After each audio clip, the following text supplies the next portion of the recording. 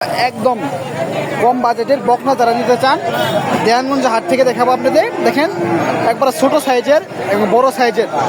এই বড় সাইজেরটা মনে ভাইয়ের। ভাই আসসালামু আলাইকুম। ওয়ালাইকুম সালাম। এ ভাই কত যাচ্ছেন এই বকনাটা? দাম চাইলাম না আল্লাহ বুঝছা। হ্যাঁ। 52 দাম হয়েছে কত হয়েছে? 40 ছাড়বেন কত হইলো আপনি এটা?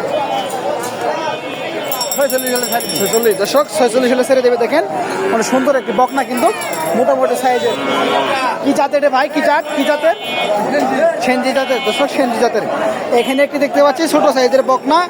এই যে জোড়া একটি বড় একটি ছোট। এটি কত দাম যাচ্ছে? চাচার মুখ থেকে শুনবো। চাচা কত যাচ্ছেন?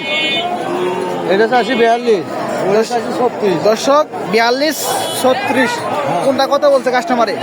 এটা বলছে 36, ওটা বলছে 32। 36 32।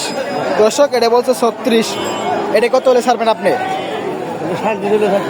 দর্শক 37 হলে ছেড়ে দেবে। দেখেন মোটামুটি সাইজের একটি বকনা। ওইটা কত হলে ছাড়বেন আঙ্কেল? কারা ধরতে দেই? আঙ্কেল ওইটা কত হলে ছাড়বেন?